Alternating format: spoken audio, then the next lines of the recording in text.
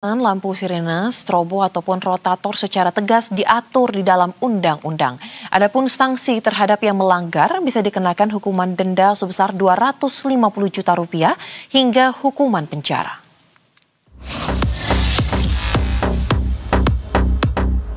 Bukan asal-asalan, penggunaan lampu sirine, strobo, ataupun rotator tentu punya aturan. Undang-Undang Nomor 22 Tahun 2009 tepatnya Pasal 134 menegaskan penggunaan sinyal lalu lintas tersebut bukan untuk ajang jago-jagoan. Ada 7 kendaraan yang layak untuk diprioritaskan. Apa urgensi Anda? Di antaranya kendaraan pemadam kebakaran yang sedang melaksanakan tugas, ambulans yang mengangkut orang sakit, kendaraan untuk memberikan pertolongan pada kecelakaan lalu lintas, kendaraan pimpinan lembaga negara Republik Indonesia, kendaraan pimpinan dan pejabat negara asing serta lembaga internasional yang menjadi tamu negara, iring-iringan pengantar jenazah, konvoi dan atau kendaraan untuk kepentingan tertentu menurut pertimbangan petugas kepolisian negara.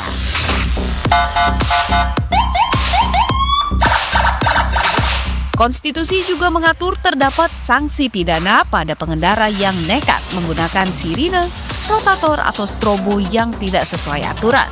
Hal tersebut tercantum dalam pasal 287 ayat 4 Undang-Undang Nomor 22 Tahun 2009 yang mengancam pelanggarnya di penjara paling lama 1 bulan atau denda paling banyak 250 juta rupiah. Tak hanya melanggar aturan, penggunaan sirine, strobo ataupun rotator dengan cara asal-asalan juga mengancam keselamatan pengguna jalan. Tim Liputan, Berita 1. Dan langsung saja pemirsa, kita akan membahas terkait dengan persoalan ini bersama dengan sejumlah narasumber yang bergabung baik itu di studio Semesta Be Universe dan juga melalui sambungan virtual. Yang hadir di studio saat ini pemirsa sudah ada Bapak Yusri Palubuhu selaku praktisi keamanan berkendara. Selamat malam Pak, apa kabar? Selamat malam, baik, terima kasih. Baik, dan di sebelah kanan saya ada Mas Reza Hardian selaku Waketum Kamselindo. Apa kabar Mas? Baik. Terima kasih. Baik, dan melalui sambungan virtual pemirsa sudah bergabung pula ada Mas Fitra Eri selaku influencer otomotif dan juga Bang Nasir Jamil anggota Komisi 3 DPR RI. Selamat malam Bapak-Bapak, apa kabar? Selamat malam. Ya, selamat malam. Assalamualaikum warahmatullahi wabarakatuh. Saya akan mulai dialog ini dengan pertanyaan sederhana, tapi saya ingin dijawab oleh mungkin Mas Fitra terlebih dahulu. Mas Fitra, Anda kan sebagai influencer otomotif dan juga sangat dekat ya dengan dunia otomotif dan juga dengan bagaimana masyarakat kita memiliki habit berkendara ya. Sebenarnya apa yang membuat publik sangat geram sehingga terkait dengan isu masalah penggunaan sirine, strobo dan rotator ini menjadi hal yang didorong untuk dievaluasi lagi? Silakan Mas Fitra. Baik, sebenarnya kan isu meminta prioritas ini bukan terjadi 1 bulan, 2 bulan terakhir. Ini adalah akumulasi dari bertahun-tahun masyarakat merasakan kemacetan yang luar biasa, tiba-tiba hanya untuk disingkirkan, untuk disuruh minggir dengan kendaraan baik yang memakai rotator sendiri, strobo sendiri, apa bahkan yang dikawal oleh kepolisian meminta kita untuk minggir supaya para VIP itu lewat. Nah, disitulah ada timbul rasa ketidakadilan. Bagaimana masyarakat yang diwajibkan untuk membayar pajak, tiba-tiba disuruh untuk minggir. Bahkan disuruh untuk minggirnya itu bukan hanya di hari kerja. Di weekend yang mestinya itu hari libur di jalan tol dari luar kota itu juga berkali-kali ada rombongan menggunakan strobo, menggunakan sirine, bahkan dengan pengawalan polisi juga gitu kan. Nah, itulah semua yang membuat geram. Seberapa penting urgensinya sampai rakyat disuruh minggir? Apakah menyangkut nyawa seseorang? Apakah menyangkut keselamatan seseorang? Untuk ambulans dan pemadam kebakaran, saya rasa masyarakat tidak ada masalah sama sekali dengan itu. Tapi untuk pejabat negara yang bukan pimpinan lembaga negara ya, bahkan yang dengan plat-plat yang mungkin plat spesial, entah plat TNI, plat polisi, atau plat DPR gitu ya, itu banyak sekali baik sendiri maupun dikawal polisi di depan. Nah, kemudian banyak yang berkilah bahwa pengawalan itu hak setiap warga negara. Iya, betul, saya setuju. Tapi pengawalan seharusnya dilakukan di belakang yang dikawal, bukan di depan yang dikawal dan meminta orang semua untuk minggir.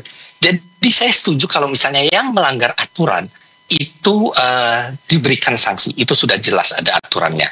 Tapi kalau kita lihat di Undang-Undang Nomor 22 Tahun 2009 tentang lalu lintas dan angkutan jalan, ada pasal yang bisa dibilang pasal karet di sini.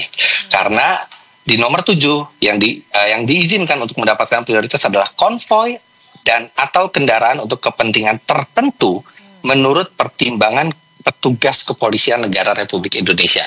Nah, disinilah yang peraturan itu saya yakin dibuat karena pembuat peraturannya meyakini bahwa polisi bisa memiliki kebijaksanaan untuk menentukan mana yang penting, mana yang tidak penting. Tapi nyatanya kita sekarang lihat sekali banyak di jalan, hampir setiap kali working hour, jam pagi atau jam sore, itu ada totot-totot, bahkan di weekend pun ada. Nah, inilah juga yang harus dikaji kembali. Apakah masih bisa kita menyerahkan ke petugas kepolisian untuk menentukan apakah penentuan siapa yang berhak atau tidak itu hanya individu petugas kepolisian, ataukah harus ada surat tertulis dari pejabat kepolisian? Saya rasa ini harus diselesaikan segera, karena kalau tidak keresahan masyarakat pasti akan meluas. Baik, saya juga sebagai pengguna jalanan, baik itu di jalan raya ataupun jalan tol, tidak jarang juga menemukan ya, memang ada yang menggunakan strobo, tapi ini agak uniknya adalah ketika jalanan lancar pun lampunya tetap nyala, dan apa yang dikejar? Nah, saya ingin menanyakan hal yang sama mungkin kepada Pak Yusri, bagaimana pandangan Anda terkait dengan penggunaan sirine, strobo, dan rotator ini? Baik ya, pertama penggunaan strobo dan sirine ini ada tiga aspek yang bisa kita bahas. Pertama adalah aspek keselamatan. Strobo dan sirine bagi para pengguna kendaraan bermotor di jalan yang sedang melakukan pekerjaan multitasking, ini sama saja bisa meningkatkan kecemasan, sehingga kemampuan kognitif si pengemudi pada saat itu akan cemas dan panik, mungkin peluang kesalahan, peluang menyikapi bahaya ada di lingkungan situ juga berkurang, sehingga mereka gampang sekali mengalami kecelakaan. Kemudian dampak stres. Stres ini lagi-lagi akan memicu peluang kesalahan yang dilakukan oleh si pengemudi yang melakukan pekerjaan multitasking. Kemudian strobo, sinar dari strobo tadi, ini sama saja mengintimidasi, bahkan memprovokasi. Saya beberapa kali menemukan ada pengguna, maksudnya masyarakat yang begitu panik, akhirnya dia ikut-ikutan di dalam rombongan ini. Dalam kasus RI1 kalau tidak salah, dia tidak melawan, tetapi dia panik pada saat itu, akhirnya dia ikut di situ, dan terjadi clash sedikit, clash verbal, bahkan ada kecenderungan kalau nggak salah sempat terjadi tindakan dianggap masuk ke penyerangan gitu ya. Ada ketegasan yang dilakukan oleh petugas pas pampres pada saat itu. Jadi dari aspek keselamatan, kenyamanan ini mengganggu sekali. Oleh karena itu, saya berharap edukasi penegakan hukum juga filterisasi dari keberadaan penjualan strobo sirine ini bisa dibatasi, seperti penjualan senpi gitu ya, atau penjualan shotgun yang bisa dikontrol, sehingga kalau aspek edukasi sudah naik, penegakan hukum sudah baik, nah filterisasinya juga jadi tidak gampang masyarakat bisa membeli di pinggir jalan bahkan itu dan memasang, akhirnya terjadi sedemikian rupa. Yang berikut di dalam penegakan hukum juga harus kita lihat berdasarkan undang-undang pengelompokan di Undang-Undang 22 2009 pasal 59 ayat 5 mengenai penggunaan strobo sirine ini ada kelompok-kelompok tertentu seperti polisi, TNI, mobil tahanan dan yang lain boleh menggunakan ini. Nah, di sini terjadi benturan. Ketika kita sepakat yang menggunakan strobo ini tidak hanya sipil tetapi juga ada instansi. Katakan yang tadi dikhawatirkan adalah TNI. Ini polisi nggak berani. Polisi efektif mungkin ke masyarakat sipil, instansi sipil, tapi begitu ke TNI tidak ada. Oleh karena itu manajemen partisipasi dalam menyikapi kebijakan atau aturan ini dari masing-masing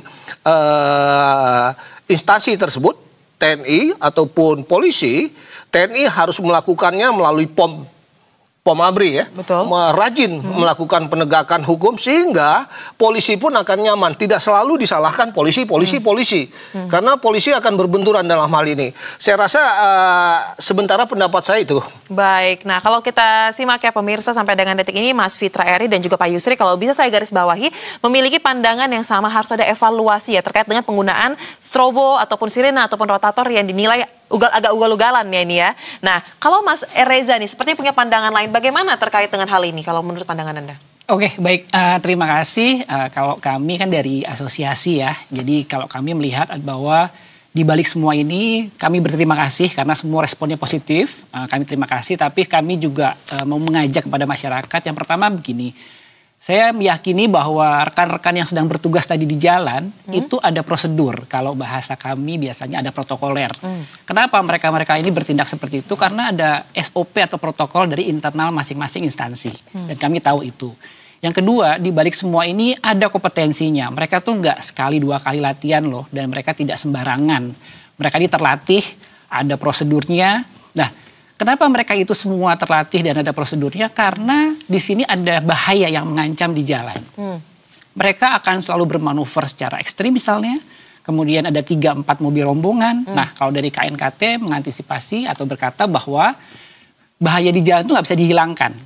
Gitu. Yang bisa kita hilangkan adalah resikonya. Jadi kenapa di balik tetotet dan strobo dan warna yang sebagai macam itu adalah sebuah pengendalian resiko. Contohnya mereka ada 2-3 rombongan. Kalau dari kami juga kebetulan kami di IMI, kalau lebih dari 2 mobil atau 3 mobil itu namanya rombongan. Nah ketika rombongan itu udah pasti potensi bahaya. Karena tadinya mobilnya kecil sekarang jadi seperti truk yang dimensinya lebar. Ini akan menimbulkan suatu bahaya baru di jalan. Makanya kita tandai. Nah itu kan positive thinkingnya ya. Jadi kami tandai dengan apa? Ada orang yang bisa hanya visual. Makanya ada strobo, ada sinar. Tapi ada orang-orang yang juga secara bunyi atau secara suara akan lebih terdengar. Saya pun aktif mengemudi, baik itu pengguna transportasi juga. Saya kadang-kadang melihat lampu duluan. Saya kadang-kadang melihat, mendengar suara duluan. Nah ini penting di mana saya mulai melakukan positioning. Nah seperti itu ngelihatnya. Jadi yang terakhir adalah saya coba, sudah direspon positif oleh segala hal. Tapi di balik semua itu yang saya tangkap adalah pertama mereka ada perintah kerja. Saya yakin tidak ada pribadi, ada perintah kerja. Kemudian yang kedua mereka itu sudah legal kok. Karena dia sudah dikasih tahu hak hukumannya berat, di penjara kalau yang ilegal. Jadi yang saat ini terjadi di lapangan adalah orang-orang dan mobilnya itu sudah kompeten. Artinya apa? Orangnya sudah ada keahlian, keterampilan dan ada etika. Kemudian secara perangkatnya pun sudah berizin. Karena kan kalau nggak izin udah nggak boleh tuh. Udah 2-3 tahun lalu kalau nggak salah penertiban ini. Dan dari kepolisian, dari tentara juga sudah protapnya sudah ada. Jadi saya pikir mungkin perspektif ini yang dilihat dan sudahlah kita jangan berkonflik di jalan. Semua orang banyak kepentingannya, jadi yang paling baik adalah kita adaptif di jalan. Ada potensi bahaya, ya sudah kita berikan jalan kepada orang yang lebih memerlukan atau waktu itu sedang bertugas. Mungkin perspektif saya seperti itu. Baik, ini perspektif yang dibagikan oleh Mas Reza ini memberikan warna ya dalam diskusi kita karena Mas Reza hadir dengan perspektif bahwa memang penggunaan sirine, strobo dan rotator ini memang sudah sesuai aturan dan perlu digunakan apalagi lah, gitu. Mereka yang dipercaya untuk menggunakan kendaraan tersebut sudah kompeten lah kurang lebih seperti itu ya Mas Reza. Nah, sekarang saya ingin perspektif dari anggota DPR nih. Anggota DPR sering sekali menjadi salah satu pihak yang paling banyak kalau kita lihat di media sosial ya dikritik nih Bang Nasir. Ada juga anggota DPR yang dilihat juga kalau misalnya melintas nih mobil jabatannya menggunakan sirine ataupun strobo ataupun pengawalan yang sangat ketat. Nah sebenarnya bagaimana sih pengaturan terkait dengan penggunaan ini untuk teman-teman di DPR? Apakah ada aturan jelasnya Mas Bang terkait dengan persoalan ini? Ya pertama tentu kami menerima dan terbuka dengan kritik masyarakat ya. Apalagi untuk perbaikan dan kebaikan kita bersama. Nah terkait dengan penggunaan sirine, kemudian strobo, ya, saya pikir tidak seluruh anggota DPR menggunakan itu. Ya.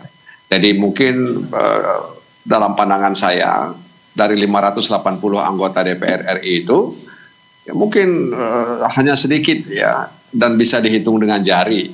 Dan selama ini yang menggunakan itu misalnya pimpinan, ya. Baik itu pimpinan alat kelengkapan dewan, maupun pimpinan DPR RI. Tapi setahu saya pimpinan alat kelengkapan dewan juga sangat jarang menggunakan fasilitas ini, kecuali misalnya anggota DPR secara rombongan menuju satu tempat dan itu kemudian meminta bantuan dari polisi lalu lintas untuk mengawal perjalanan kami tersebut. Jadi sebenarnya apa yang dialami oleh masyarakat merasa terganggu dengan suara tot-tot wuk-wuk itu, ya karena mungkin digunakan tidak dalam kondisi darurat, ya di tengah keramaian, sehingga kemudian ini berpotensi mengganggu ketertiban di tengah-tengah masyarakat yang menggunakan jalan tersebut. Tapi kalau misalnya dia menggunakan jalan tol misalnya, yang memang itu tidak ada hambatan, ya tentu bisa saja untuk menjaga dan memberitahu orang lain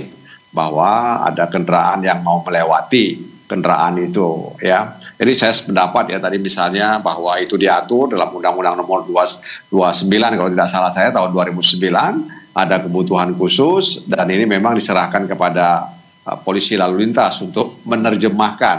Dan itu sudah diatur juga mungkin dalam peraturan Kakor Lantas terkait bagaimana pendampingan, pengawalan yang dilakukan oleh polisi lalu lintas terhadap penyelenggara negara. Baik, tetapi tadi kalau menyinggung sedikit tentang undang-undangnya, aturan tertulisnya ini kan tahun 2009. Apakah selama ini Abang kan selalu berpengalaman ya di Komisi 3 bermitra dengan Polri walaupun sempat pindah beberapa komisi. Pernah juga ada isu terkait dengan akan mengevaluasi lagi terkait dengan undang-undang ini. Karena kalau tadi saya kutip apa yang disampaikan oleh Mas Edi, ada pasal yang berpotensi menjadi pasal karet. Yaitu pasal 7 ya Mas Fitra Eri kalau tidak salah tadi. Ayat 7-nya ya mengatakan terkait dengan konvoi ataupun kepentingan tertentu ini diperbolehkan untuk menggunakan sirine, strobo ataupun rotator. Nah, seperti apa nih tanggapannya Bang Nasir Jamil? Sepengetahuan saya memang undang-undang tentang lalu lintas di jalan raya ini sedang dalam evaluasi dan masuk dalam program legislasi nasional 5 tahunan ya untuk diperbaiki. Memang undang-undang itu tidak boleh terlalu ketat dan juga tidak terlalu longgar. Jadi dia tidak ketat, tidak longgar. Jadi ada ruang ya yang diberikan kepada pemangku kepentingan untuk menjalankan tugasnya.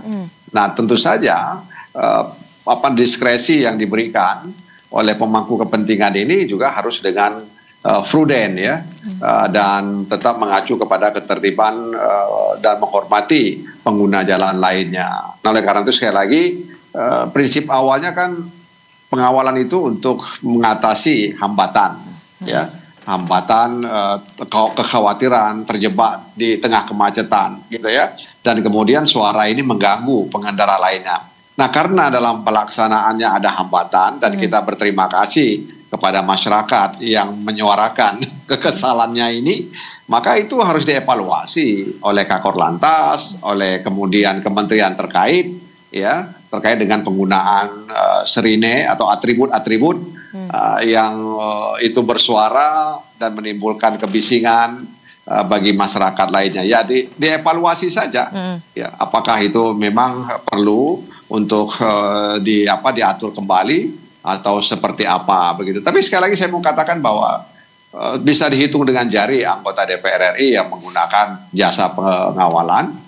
Dan itu jarang sekali digunakan, kecuali untuk rombongan. Baik, nah boleh diberikan tanggapannya Mas Fitra Eri. Tadi saya lihat melempar senyum ketika Bang Nasir Jamil memberikan jawaban terkait dengan adanya pasal karet. Memang undang-undang ini dirancang dengan tujuan untuk memberikan peraturan bagaimana sebaiknya berkendara di lalu lintas, tapi juga tidak boleh terlalu ketat. Nah bagaimana nih Mas Fitra Eri menurut Anda? Apakah memang seperti itu juga menurut Anda?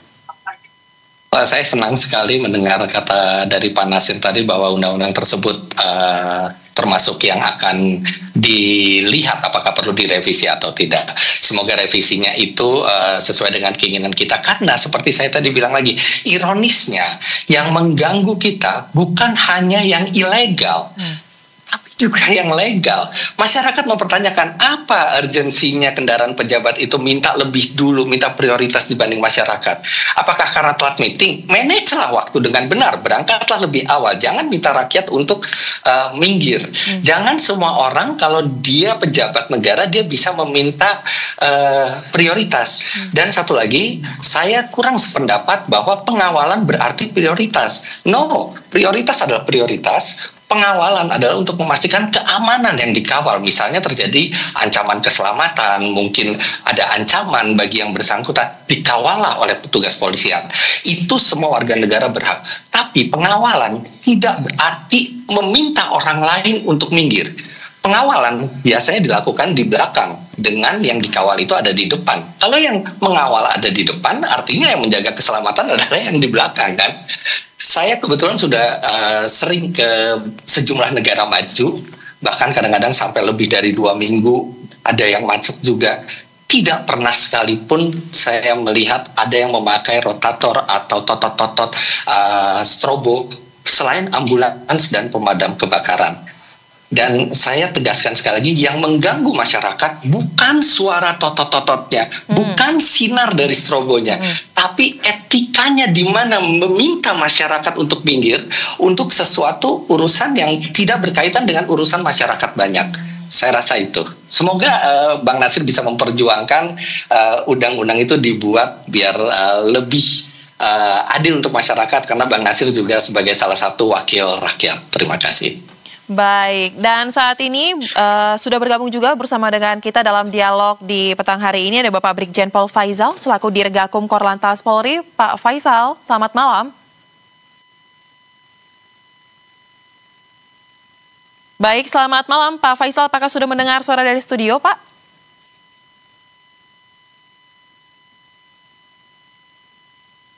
Malam. Baik. Halo, selamat malam. Baik, kami sudah menangkap audionya. Bapak, kami tadi sudah berdialog lebih awal dulu dengan sejumlah narasumber yang telah bergabung, baik itu di studio ataupun yang melalui sambungan virtual terkait dengan evaluasi penggunaan sirine, strobo, dan juga rotator. Nah, Bapak kan selaku perwakilan dari pihak Polri ya Pak ya, dalam dialog pada malam hari ini. Kami ingin tanyakan Pak, bagaimana sebenarnya kelanjutan dari rencana untuk pembekuan strobo, sirine, dan juga rotator pada kendaraan-kendaraan patwal ini Pak? Apakah ini sudah ada hasil terbaru dan kedepannya akan bersifat permanen atau sementara dulu Pak? Ya, terima kasih Mbak. Tadi saya sudah masuk lebih awal, jadi saya sudah bisa mengikuti perbincangan baik dari Mas Reza, Pak Jupri, ketemu lagi sama Pak Jupri, kemudian dari Pak Nasir, dari perwakilan dari DPR RI.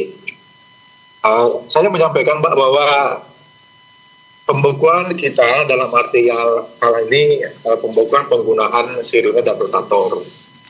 Jadi untuk sifatnya pun hanya sementara, karena kita akan melakukan evaluasi pelaksanaan pengawalan, baik pengawalan yang dilakukan terhadap kementerian lembaga maupun pengawalan-pengawalan yang dilakukan yang sesuai dengan ayat 7 dari Undang-Undang Pasal 134 yang menurut penilaian kepolisian. Tadi sudah disampaikan beberapa hal, baik dari Mas Reza, kemudian dari Pak Jupri dan dari Pak beliaunya, bahwa memang saya menyampaikan sedikit bahwa tidak semua anggota DPR RI itu kita berikan pengawalan, tidak semua Mbak, ya tidak semua. Jadi kalau misalnya ada yang menyampaikan, saya punya datanya, tidak semua. Kemudian yang berikutnya, tadi disampaikan Mas Reza bahwa memang anggota-anggota kami yang melakukan pengawalan itu pasti diawali dengan ada tes, ya tes kami ada di Serpong, ada pelatihnya, dan penggunaan kendaraannya pun juga kita akan lakukan pelatihan. Jadi tidak semua anggota-anggota itu bisa mempunyai kemampuan untuk melakukan pengawalan, karena pengawalan ini sangat riskan sekali, menggunakan motor besar, resesinya besar, dan yang pasti juga dia harus mempunyai etika di jalan. Tadi siang kami melakukan evaluasi seluruh jajaran, seluruh Polda. Kami menyampaikan apakah di Polda Anda ada keluhan masyarakat terkait dengan penggunaan tok-tok umum ini, dan hampir semua Polda menyampaikan sampai saat ini di Polda kami tidak ada. Jadi memang fenomena ini hanya paling banyak ada di sekitaran Polda Metro atau di wilayah Polda Jabar. Artinya kita bisa mengambil kesimpulan bahwa masyarakat merasakan terganggu pada saat jam-jam padat, jam-jam ramai, ada yang menggunakan rotator, ada yang menggunakan strobo, sirine, dan kami akan melakukan evaluasi. Terima kasih atas masukannya. termasuk penindakan terhadap kendaraan roda 4 dan roda 2 yang menggunakan strobo dan sirine. Demikian, Pak. Baik, nah kemudian saya ingin menggali sedikit Pak, masih terkait dengan ayat 7 tadi ya dalam Undang-Undang Nomor 22 Tahun 2009 itu kan dituliskan terhadap konvoi ataupun kepentingan tertentu. Banyak yang tidak diketahui oleh masyarakat awam sebenarnya siapa yang bisa menilai apa itu konvoi yang seperti apa ataupun kepentingan tertentu seperti apa yang layak mendapatkan pengawalan. Karena kalau kita berbicara mengenai fakta Pak, ketika berbicara jalur-jalur padat seperti berhendak pergi ke arah puncak ataupun daerah-daerah lain, tidak jarang juga kita lihat ada mobil tertentu, bukan mobil ambulans ataupun mobil damkar, tapi menggunakan fasilitas tersebut. Ya, terima kasih. Jadi pasal 134 ayat 7, memang di situ ada yang dinyatakan bahwa menurut penilaian kepolisian. Salah satu mungkin contohnya Mbak ya, seperti kita membantu kendaraan yang akan menangani bencana alam, kemudian termasuk kendaraan petugas yang akan menangani suatu demonstrasi dan sebagainya, kemudian kegiatan-kegiatan 17 seperti karnaval dan sebagainya. Kalau yang seperti yang di puncak, memang kadang-kadang kami juga sering mendapatkan informasi, mendapatkan keluhan bahwa ada kendaraan pribadi yang hanya satu dikawal oleh anggota. Nah ini itu menjadi evaluasi kita dan kami sudah melakukan betul pengawasan melekat terhadap anggota. Karena pada saat-saat seperti itu selayaknya dan sepatutnya kita tidak melakukan pengawalan pada saat jam-jam padat, ya, karena akan mengganggu pengendara yang lain. Namun apabila ada hal yang penting yang artinya urgen, tentunya kami dengan penilaian sendiri atau penilaian petugas yang di lapangan pasti akan melaporkan kepada pimpinannya. Mereka pasti akan memberikan alasan dan itu kita akan lakukan pengawalan sesuai dengan SOP yang berlaku. Demikian, Pak. Nah, penegakan hukumnya nih Pak, gimana jadinya? Karena kan selain ada yang ilegal memang seperti patwal, tadi Bapak sudah menjelaskan dan juga Mas Reza sudah menjelaskan ada aturannya memang dan diperbolehkan. Untuk yang ilegal-ilegal gini bagaimana Pak langkah penegakan hukumnya? Menyisirnya seperti apa? Karena kan banyak sekali bahkan masyarakat tuh sampai menilai ada mobil merek tertentu yang dianggap agak arogan di jalan dan mereka bukan pejabat publik, bukan juga yang seperti kategori diperbolehkan menggunakan lampu-lampu ataupun suara-suara seperti tersebut. Apakah CCTV yang banyak dipasang di jalan-jalan di ibu kota ini, bahkan di jalan-jalan protokol, ini juga termasuk untuk menyisir penggunaan hal-hal seperti itu, sehingga akhirnya undang-undang ini bisa dijalankan dan dikenakan sanksi kepada mereka yang melanggar? Ya, terima kasih. Jadi, penindakan terhadap pengguna kendaraan roda 2 atau roda 4 yang ada menambahkan sirine maupun rotator atau strobo di kendaraannya, kita sudah lakukan sejak Undang-Undang Nomor 14. Jadi Undang-Undang Nomor 14 ini kemudian lanjut ke Undang-Undang Nomor 22 tahun 2009 ini, dan sejak tahun 2010 kita sudah melakukan penindakan. Kami berikan gambaran mengambil data 3 tahun terakhir dari 2023 sampai 2025 kita sudah melakukan penindakan kurang lebih 847 pelanggaran. Baik yang digunakan di roda 2 maupun digunakan di roda 4 termasuk truk dan bus.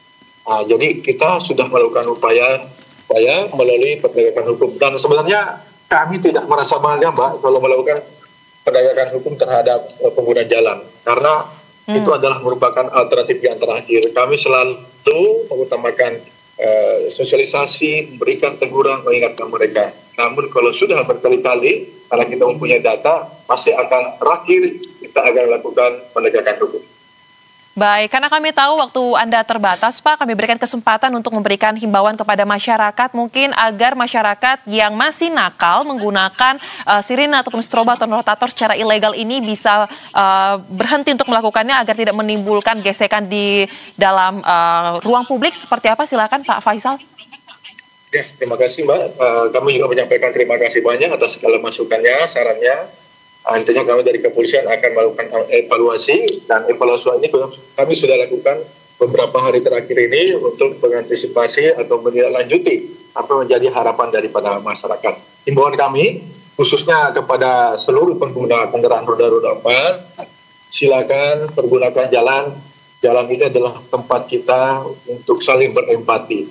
Kemudian bagi kendaraan roda 2 maupun roda 4 yang tidak anjurkan ya atau tidak diwajibkan untuk pengawalan dan sebagainya, silahkan, tidak perlu melakukan pengawalan dan sebagainya, terutama kendaraan yang plat nomor pribadi. Kemudian bagi yang masih menggunakan strobo maupun sirine dan juga rotator, kami dari kepolisian akan melakukan penindakan secara tegas, baik melalui etle maupun dengan tilang, yang tentunya kami akan lakukan secara menyeluruh di seluruh Indonesia. Baik. Baik, terima kasih Bapak Brigjen Pol Faisal, Dirgakum Korlantas Polri telah berbagi informasi dan juga pandangan bersama kami di Berita Satu Utama. Selamat kembali melanjutkan aktivitas. Dan pemirsa, usai jeda yang satu ini, dialog masih akan kami lanjutkan bersama dengan narasumber-narasumber lainnya. Tetaplah bersama kami.